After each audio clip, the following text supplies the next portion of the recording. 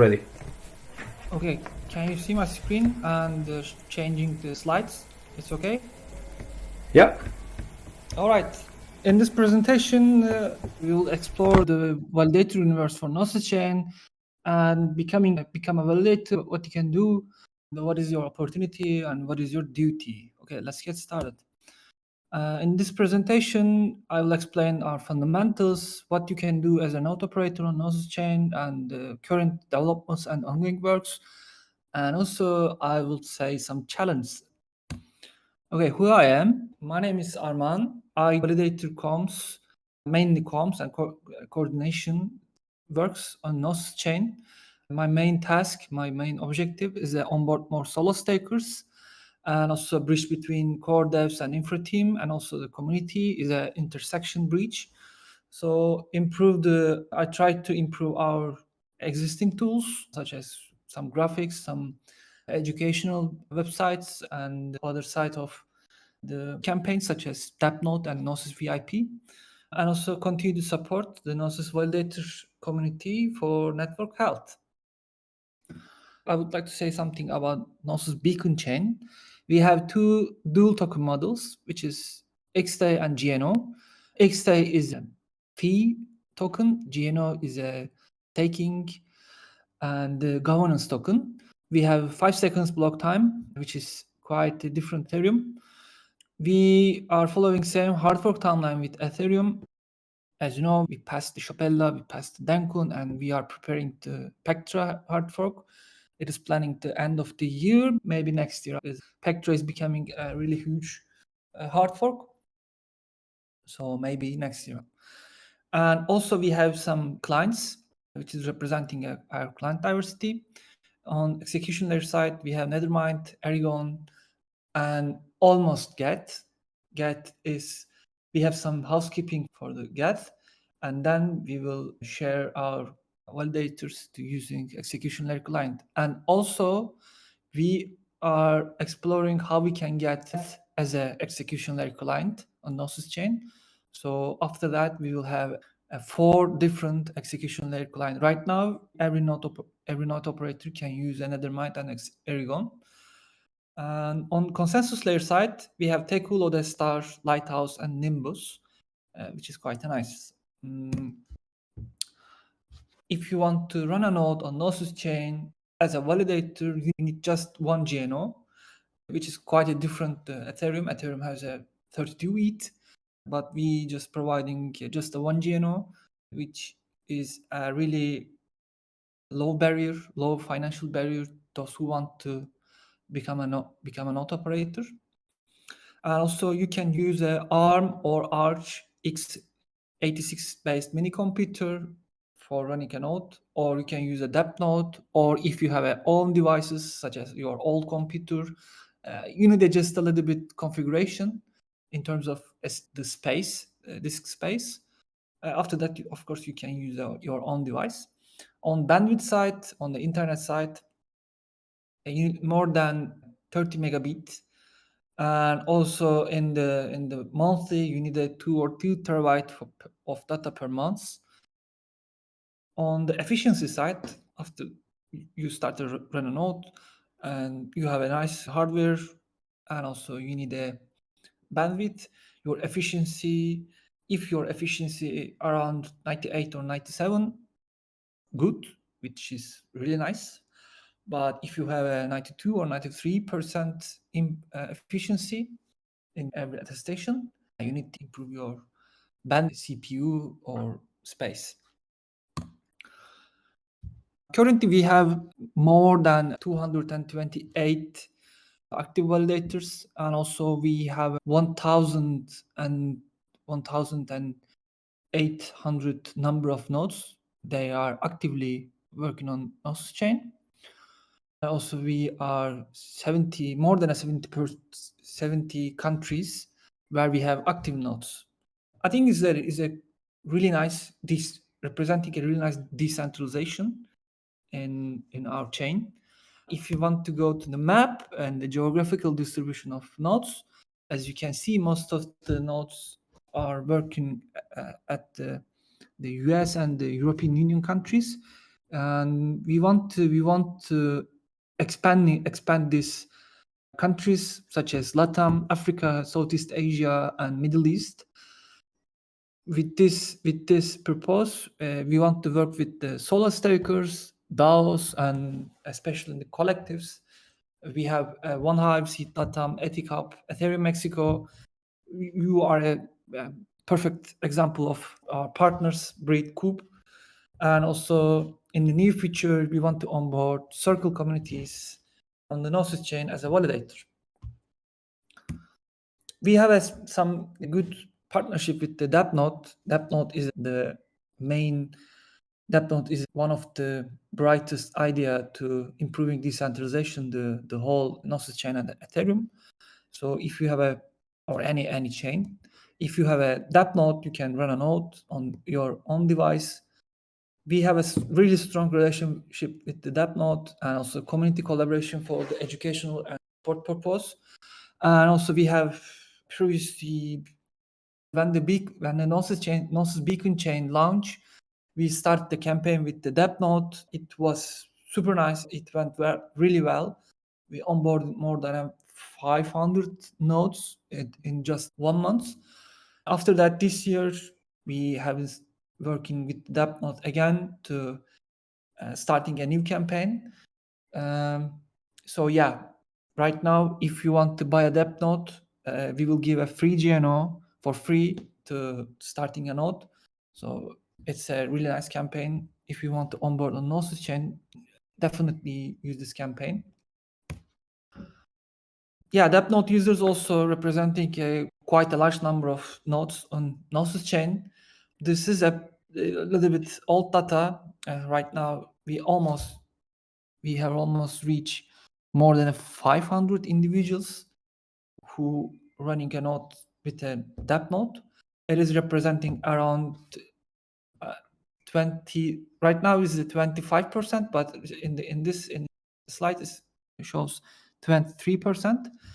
So yeah, it's very nice numbers, but we need to improve these numbers. My goal is reach over the 40% individuals running any kind of device at home, like DAppNode, mini computer, or your old computer. I don't know, whatever you want, but just running a node with your home. So it's super important. These guys just have 1 or 10 validators, the DAppNode users. So as you can see, this number of validators quite low, but it is they are committed to support decentralization on Gnosis chain. And I think that they are mostly individuals just believing the Gnosis values and they want to contribute to Gnosis chain as a node operator. And yeah, what you can do as a node operator, you have one basic task: build a block and earn rewards.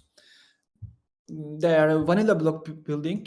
This is a basic task, just to build a block, be a honest node operator, and earn rewards. API is around 13% right now. You will have 2 different rewards. And consensus, you will get a GNO with the attestation rewards, committee rewards, block proposal rewards. On execution layer side, you will get a transaction fee. If the Gnosis chain will grow, your execution layer rewards will up. So yeah, we will see. I would like to say something. I have a quick question about that slide, if it's possible. Yeah, sure. For the 13% APY, is this something that would go down if there are more validators? The next level is if you have a 1 million nodes on Gnosis chain, yeah, the validators, the API will be down. But after the number of validators will be down because of the max effective balance proposal, it is giving all the validators in one block. Yeah, that's right. I will share the detailed information about the current reward curve. For example, if you have a 1 million, if you have a 5 million, what is the number of the API? Okay, thank you. I'll share the detailed documentation after this presentation. Sure. Yeah, I was just interested to point out since it We means if it's high, we should we should start validating now. yeah, it's a really nice number of API. Opportunities. As you know, we published the Gnosis 3.0 vision, which is representing the previously we made a lots of super nice infrastructure tools, projects, protocols, and dApps. Right now, we will focus the more consumer apps development with our previous infrastructure experience. So Pay and Metri is one of the great example for that. If this apps will grow, it is representing a more transaction, more block, and also more fee. It helps the earning more rewards as a node operator, and also you will secure the payment network as a node operator. This is another cool things. Our chain on Gnosis Chain side on DeFi ecosystem will grow really rapidly. The payment side is grow quite well is a Gnosis Pay. And also we are building a Metri, and also we are building circles. So with this app needs some guidance, and also some security guy. Security guy is a node operator. Circles allows a lots of community and group experiment using circles.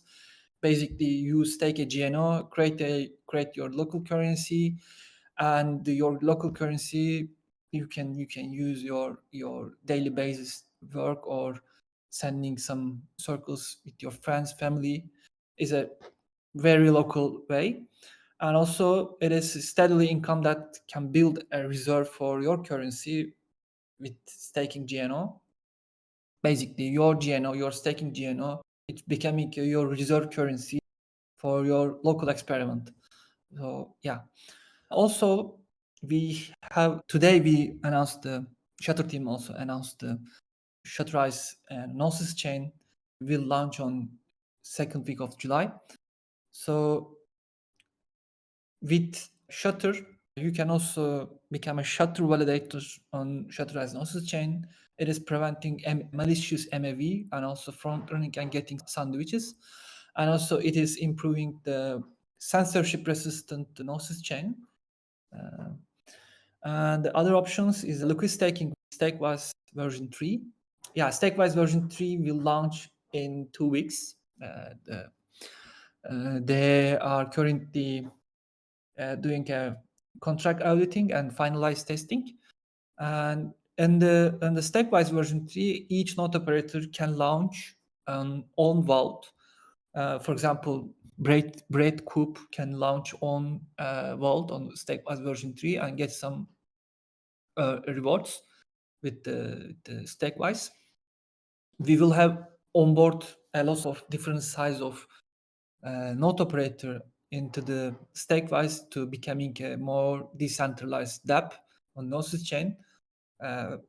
Pro node operators, individuals, solo node operators, and some small size initiatives such as Serenita is one of the coolest one.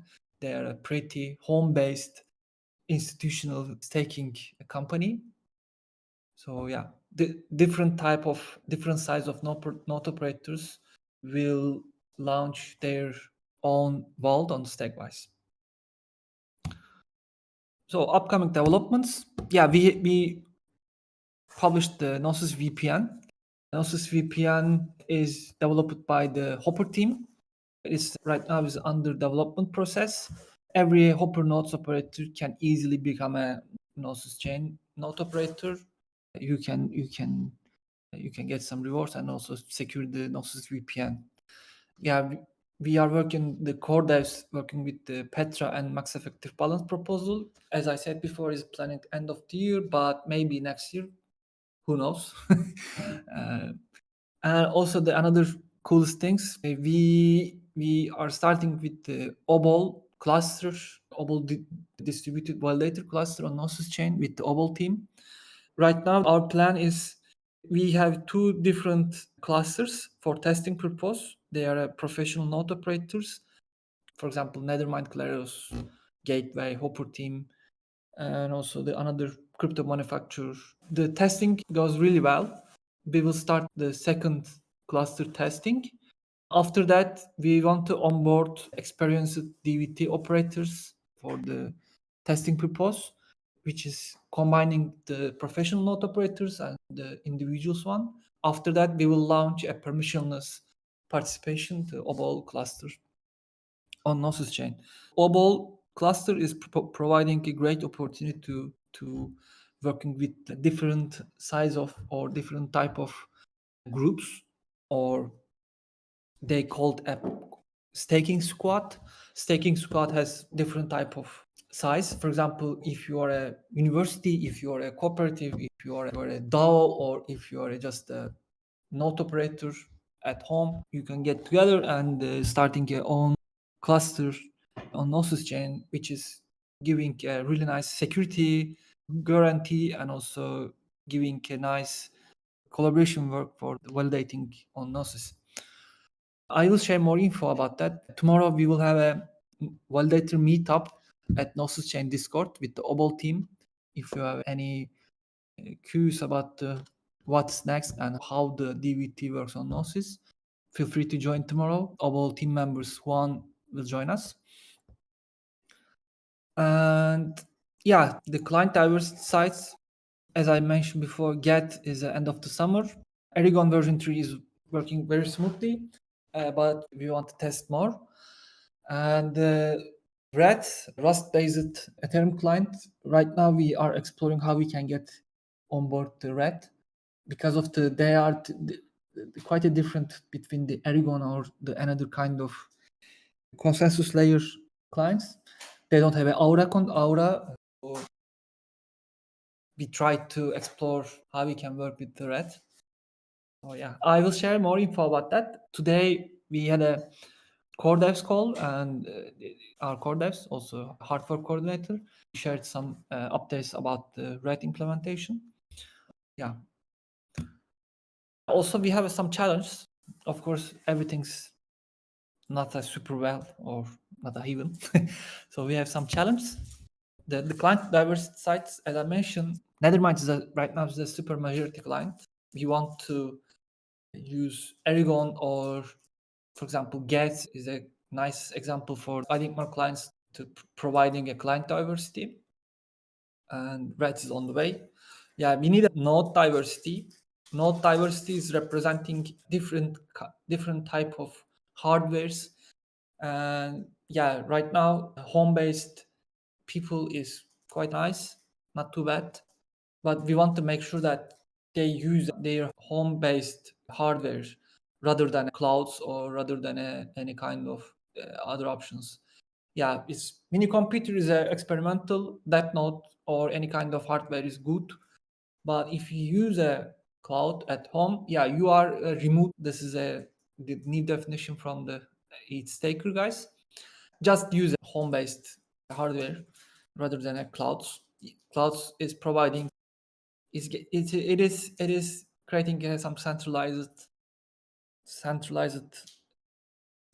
situation for the whole network. If the any kind of clouds gets some dangerous, so our chain will have some critical situation. So, and also the cooperative like structures really nice. OBOL clusters and cooperatives things, cooperative ideas is really nice fit for this purpose. So it is providing a really nice node diversity. Yeah, geolocation diversity also. We need that. If you live in Latin countries, or if you are in any kind of without any Western countries such as US, European Union, or I don't know, maybe even the Japan, we want to encourage these people to running a node. Our technical challenge is lower block times. We have 5 seconds block speed, but it is creating some bottlenecks in your setup. It is producing to the running Ethereum, mainly Ethereum. For example, dApp nodes, any other Avado or any other softwares. Also, the clients, they are a fresh new tools on Gnosis Chain. For example, Get is running at more than 10 years on Ethereum, but right now is like a day zero. Or Nethermind also is quite new. So it is creating some unknown area for node operator. Yeah, staking entity diversity. Yeah, everybody loves the liquid staking tokens or any institutional ones without putting some DevOps energy on your operation. But yeah, how we can reach more diverse staking entity, which is using starting a collaborative works like communication for hard work topic. We have to coordinate all validators, all node operators during every hard fork. So if we want to achieve a successful hard fork, we have to see more than a 90% participation rate. So if you want to reach this, we have to support every node operators in every problem, educate the potential ones, and also we should provide some really useful tools for every node operators. So my presentation it's done. Thank you for listening my chaotic slides.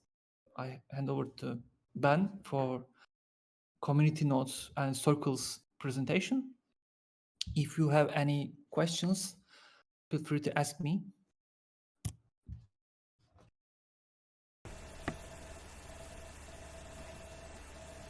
Thanks, Arman.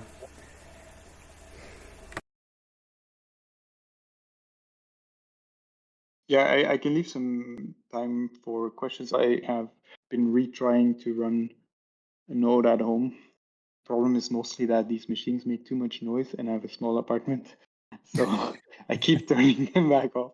Although I now discover that actually above my fridge is an ideal spot where there's already like a vent and I don't hear the noise. So I'm considering cabling to, this is a new hack I discovered. But you said like it's 3 terabyte or something per month. Are these actual numbers also post blob space type hard fork? This is one of the most asking question from the community.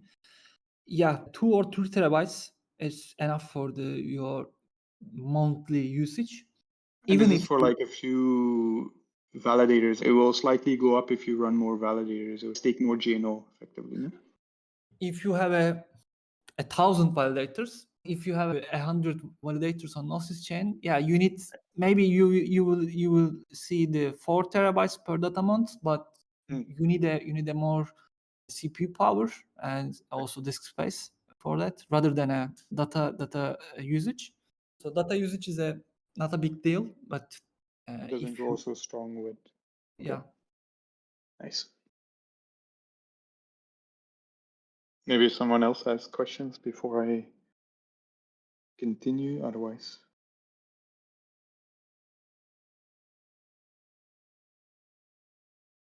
All right. All right, let me see if I can share my screen.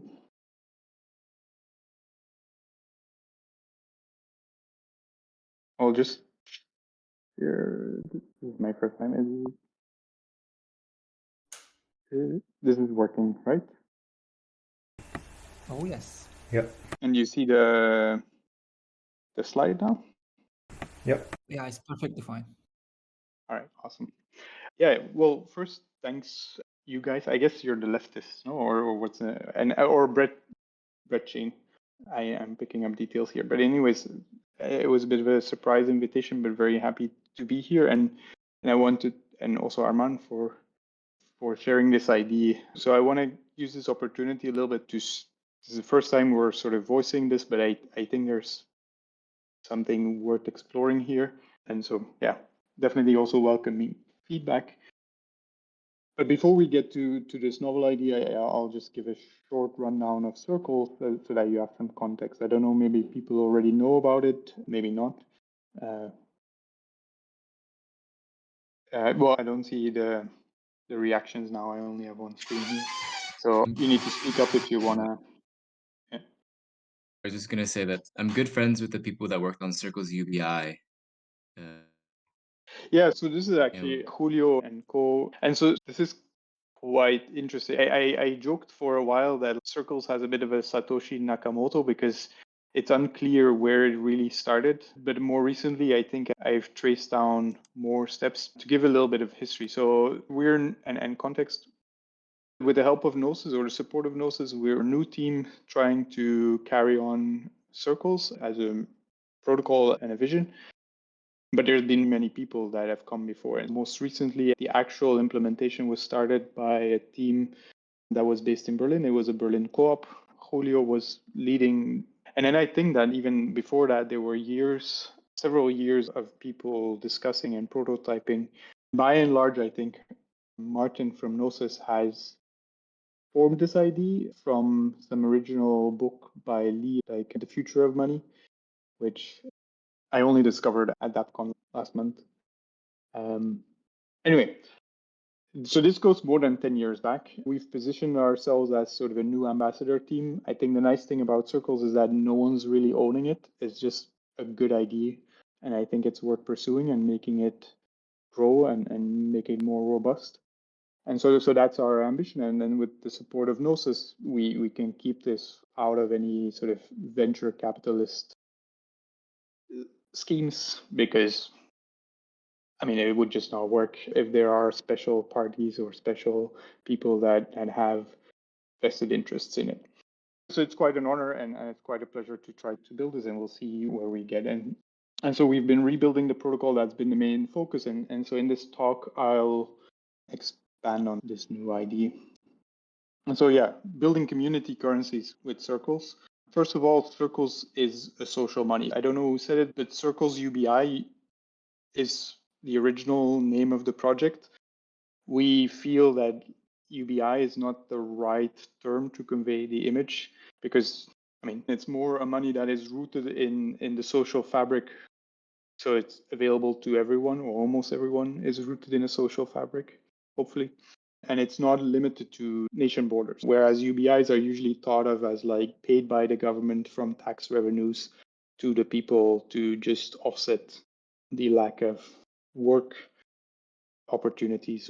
Rather, with Circles, I think, at least for me, the vision is much more to have a foundational money that is available for everyone. And my hope would be that it's at least sufficient to pay for your digital life. So rather than a UBI that would pay for your rent and your food, I think if you already have an inherently internet-based money that you didn't need to do KYC for, you don't have to link to any particular government ID, but it solves Sybil resistance and you can use it for paying your essential internet services so that you don't have to depend on these cloud capitalists anymore. I think that would be sort of my ideal goal.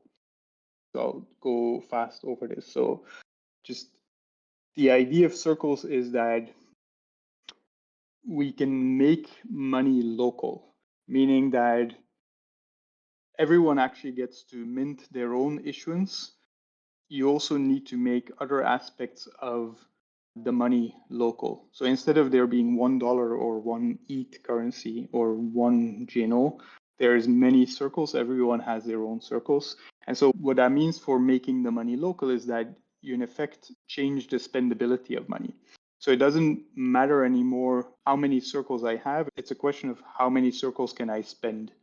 I might have millions of circles, but what we want to address is that you solve for Sybil resistance without needing to resort to some government IDs or worse, WorldCoin or some top-down registry that says who's a good person and who's a bad person is something we want to avoid.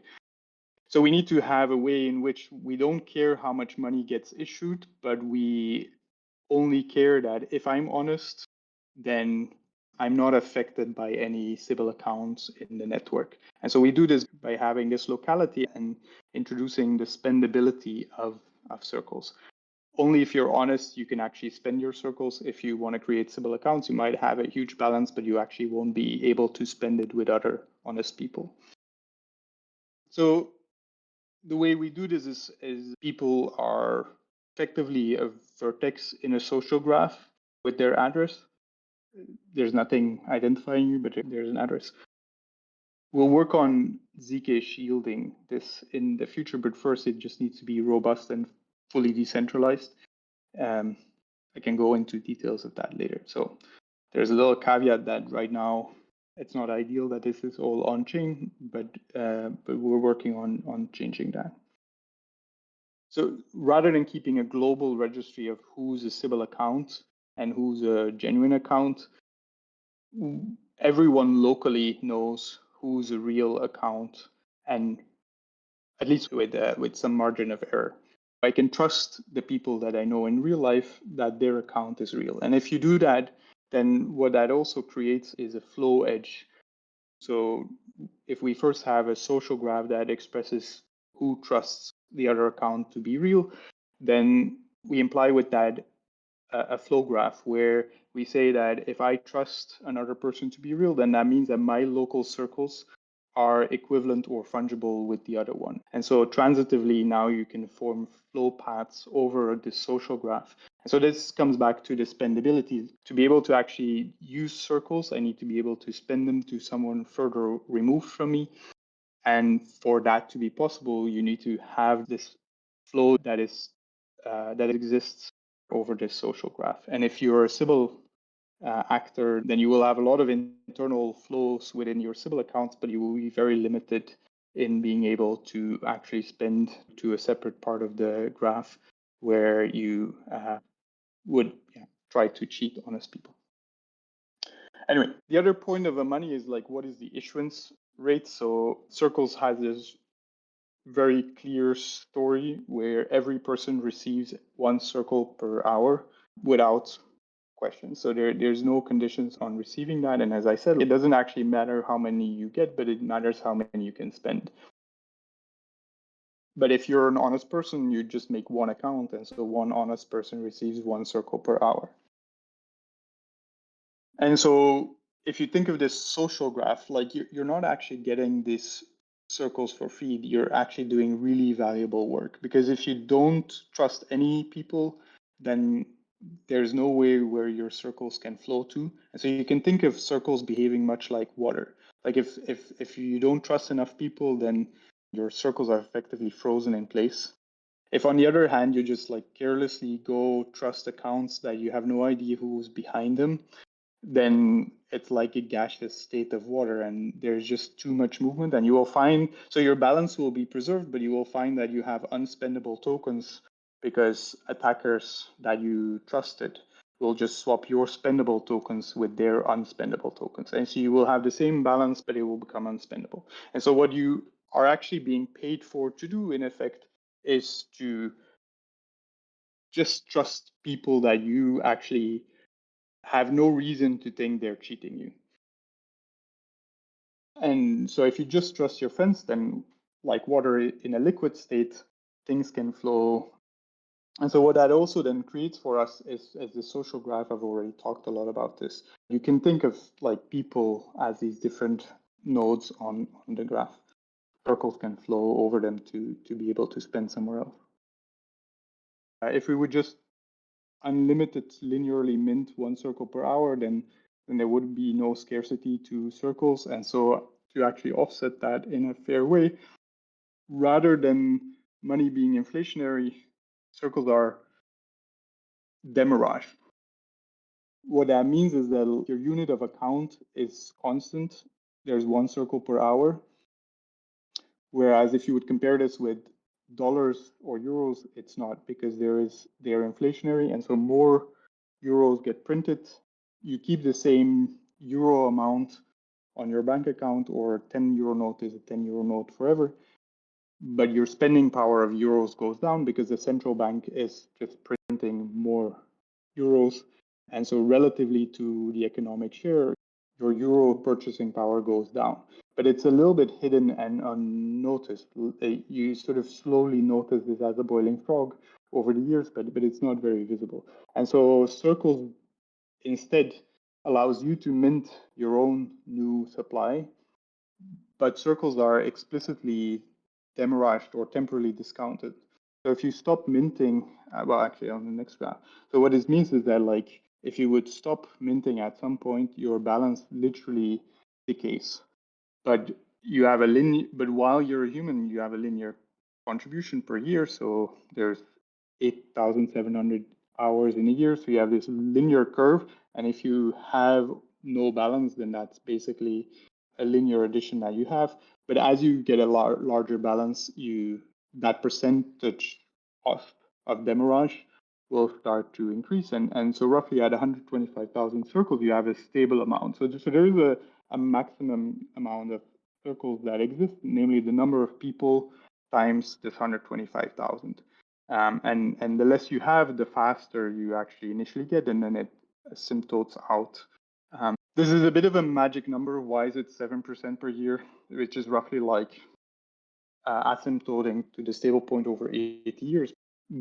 But I'm of the opinion that we've reached this consensus, and I really don't think that that's the make or break point. It is rather an elegant mechanism to temporarily discount money. It's also more honest than the system we have. Arguably, it wasn't technically possible before, but that's a different note. Very quickly, last, maybe, because we want to talk about money. One way to think about this is that there's an effective tax rate on circles. And so if you're a human, if you don't have any balance, then a negative tax rate, which is not something we're used to, but effectively you get money up until this balance point, and then very, very slowly you will start having a positive tax. So if you can't mint more than 125,000 circles, but you can always earn more than 125,000 circles. And so if you have more than that balance point, then you will start getting slowly taxed. What's also very nice is that if you're a business or you're an AI bot or an organization or a DAO, you don't get to mint your own circles. And so there is an inherent tax rate, a flat tax of 7% for anything not human in this social contract. I think that that's kind of nice or I'd love to get the feedback from this community for sure. Anyway, that was a quick wrap up of sort of the circles basic. Also the way it exists right now and the existing mainnet version and how we've made technical improvements for it, but the new relaunch protocol has the same principles behind it. If there's any questions, I can pause. Otherwise, I'll start on sort of the new idea for community node.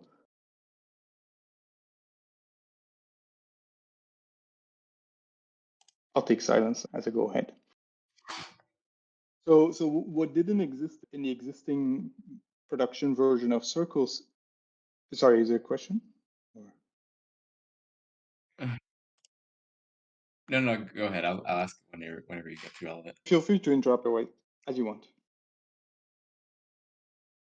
Gotcha. So what we didn't have in the existing version is a native version in the protocol to create groups, which we've learned is actually quite valuable as a reference, mostly also because providing liquidity for personal circles is impossible. I mean, there's no one meaningfully thinking that there could be 8 billion pools of price discovery for personal circles. What groups allow you to do is to say that under some rules or just simple whitelisting, whatever you want to do. So it doesn't need to have people behind it managing it. It can just be conditional code as well, or it can be some explicit community where you say, we know each other, and then there can be still programmatic rules. What you're able to do is you can collateralize your different personal circles into a new group currency at the same rate. So one circle is always one circle, but you're now able to say like the leftist circles, for example, and you can create your token. It has the same behavior, so it also has the demurrage, but now it has much better visibility. People can see this community, it can see what this community works towards, and that by itself is actually then sort of also the value creation to this community circle.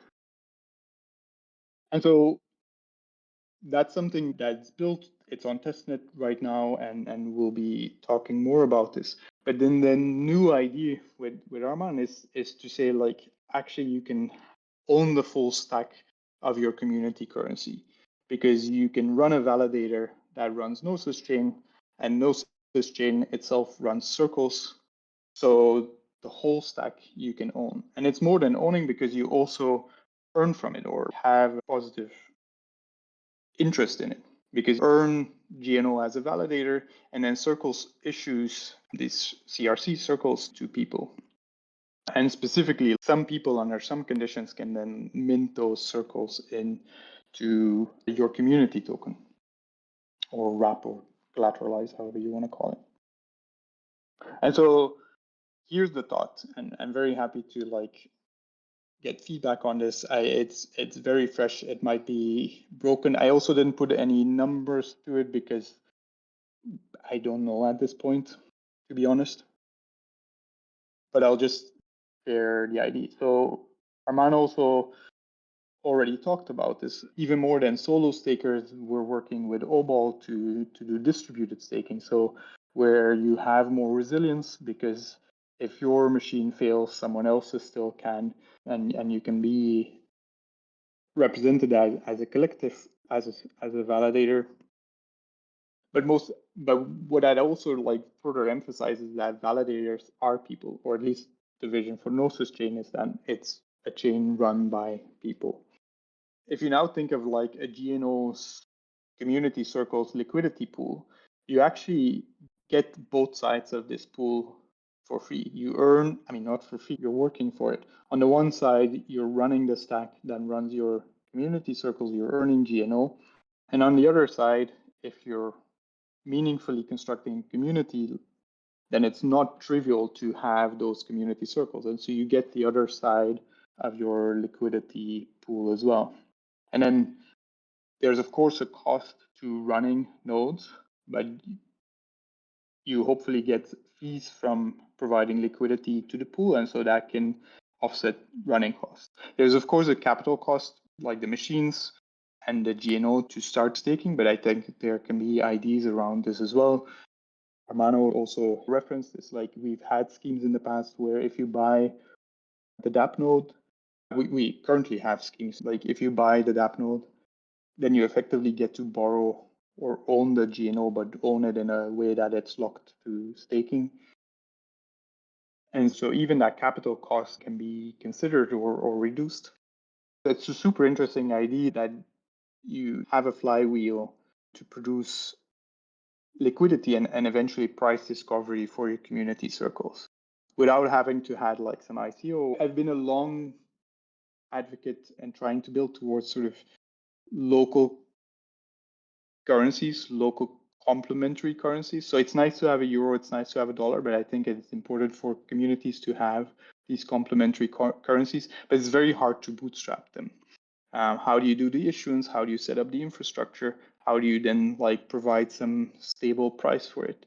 And so while this is super early and probably all wrong, it almost covers those, or at least those three bootstrap problems that you would have with starting your community. And maybe lastly, why I think it matters is and maybe also relevant for this group is we, at least in the Western societies, we've really hollowed out our societies towards this two layers, the individuals and then the state. And civic society, sort of this middle layer where people come together and organize, has just been hollowed out. And I think if we can build tools for in-person communities, but also for online communities to have effectively a means of acting, right? If you can have a community currency that has a value, you get an action potential. You get to enact, because we have tons of communities online, we have forums, etc. But it's very hard to now realize this into an economic potential, or it doesn't happen that often.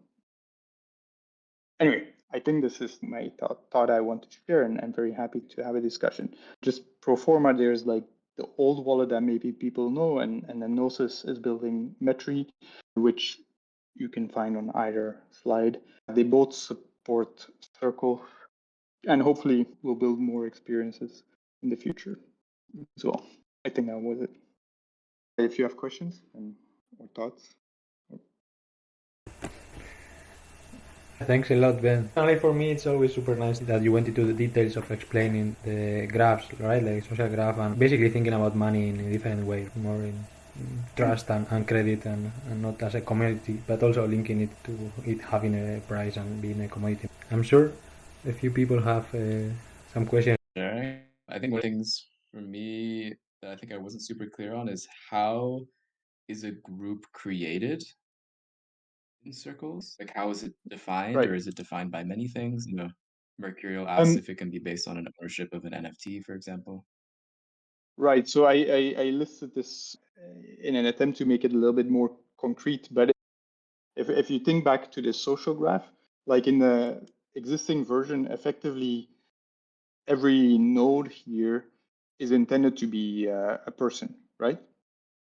And you have organizations, they can be part of the graph, they don't have their own money.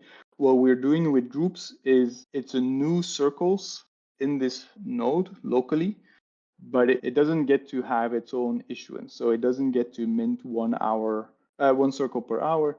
What it does get to do is it can lock in a vault existing circles, so people's circles or other groups. So you can build groups of groups hierarchically as well. But effectively, you get to create a bucket or an average pool of people's circles. So the way to think about this is to have more visibility, but also just be able to reach farther, because you can have circles of hundreds or maybe thousands. I don't know if you should have more than that averaged in a vault to represent these circles. Then just briefly more technically on the how, at its core, it's just a contract. So you can register a group. You can register as many groups as you want. What you need to define is a policy contract, and then that policy contract will get called before anyone tries to mint or tries to burn or tries to redeem those group tokens. So if you could also burn them or partially burn them on redemption, etc. But you can also control under which conditions someone is able to mint those group currencies. But then, yeah, that can be either very strict or that can be very loose. For example, it's also possible that if you want to pay someone far away and they trust this group currency, you could find this flow path and halfway the flow path minted into the group, so that you then have this group currency with someone you can pay. It's also to increase the fungibility of circles. One core condition that always needs to be satisfied is that the group needs to trust whatever collateral it is. So you can add additional conditions that need to be true for any sort of attempt at minting, but at the basic, the group itself needs to trust that whatever collateral you're providing is genuine, sort of following on the basic theme of circles. Yeah. I don't know if that helped make it more clear or less. So Yeah, I guess that means that there's an openness, at least for the collateral part. Like we can, for example, we can put bread as collateral. so it's only circles or groups of circles. So you cannot, as collateral, it's only circles. It's circles all the way down. Like it's circles on circles on circles. I thought it was GNO earlier you mentioned. So like you could have conditions of like you need to hold a balance of bread tokens or GNO or whatever to be able to mint or even like programmatically like dynamic functions of that. But circles remain circles, and so it's really a question of like building fungibility. So if I trust your circles, then mine are fungible for yours, or yours are fungible for mine. You can swap them. And if a group trusts some circles, then those personal circles can be turned into group circles, which have a wider ranging fungibility or visibility, and hence like it's plausible to provide liquidity for it. So by default in the protocol, groups are created with a standard treasury. The standard treasury is part of the protocol where they're held until you want to redeem them, and the policy of redemption, etc. The whole treasury of a group is managed by the protocol. You can make a custom group and then use your own custom treasury contract. The idea is that we want to leave programmability open here for advanced schemes, but we alert users that this is a custom group and they should be careful before trusting this group. But here you could try to build indeed like deeper interactions with something like Breadchain or something. But it's yeah, we haven't explored this space yet. But I do want to sort of mention that we've like thought about it and left the door open, but this is for later in life. Does that make sense? Yeah. Yeah.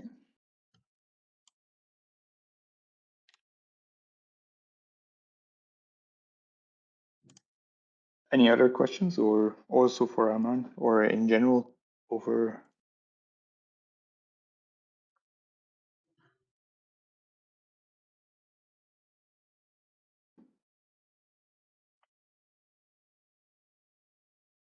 I mean, I think a lot of it also can be found on yeah, in Martin's talk at Mhm. that.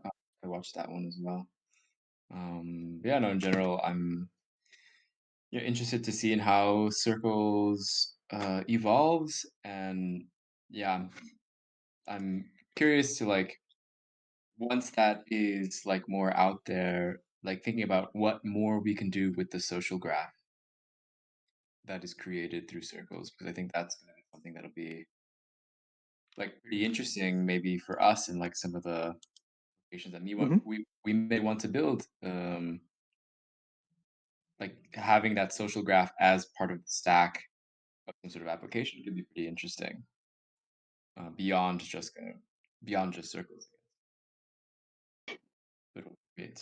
Yeah. If like, I mean, I can just very briefly share some thoughts. They just to sort of know where I'm trying to get to. I actually think this is the core value of circle, or like where at the most fundamental layer, like circles will have a value is it's going to be increasingly valuable to have an up-to-date reference to whom are genuine humans on accounts. And so what one use case for circles is sort of towards governing the commons. And so this is a bit in that same story. And I like very much the idea of using circles to, for example, like manage an information ecosystem. If you can do quadratic voting on what is good content or bad content for your community, with circles, I think, or with your community's circles, I think that's a super interesting alley to explore. And then you can start to then come to your questions. You can start using this social graph to sort of do provenance of where did data come from? Like how likely is it that this was actually, from my vantage point, from a genuine human or from some bot? I do think that like in order to get there, we really have to move on privacy. So we need to shield those social graphs because one, just out of principle, but two, also if the information of it is just public, then it will not have a price, because if it's public, it can just be read. And so anyone wanting to build on it will just take it at zero price. And so for circles, if that is a driver for inherent value of circles, namely people keeping that graph up to date, then I think it needs to be cryptographically shielded. So you actually have to pay for it to access it, even if you can access it, of course. Like there should be limits on that. Anyway, yeah. So I do agree. Like there's like if we succeed with circles to actually build this active object of a social graph, I think it's a very interesting place to be.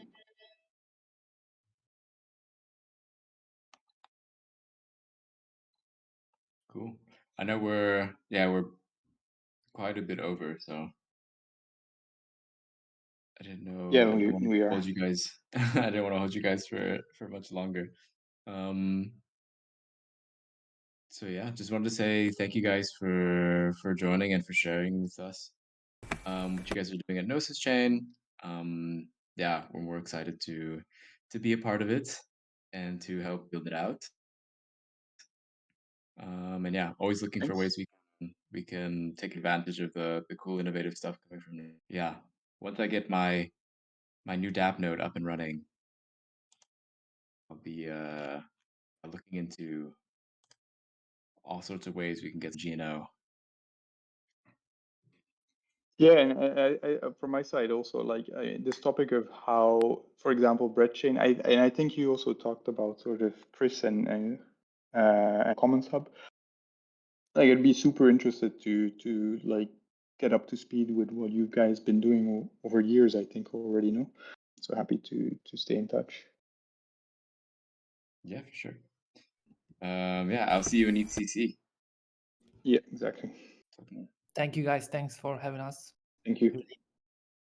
Pleasure to giving some presentation here. Yeah, thank you guys. Thank you a lot for coming. Thank you, folks. See you guys next. See you.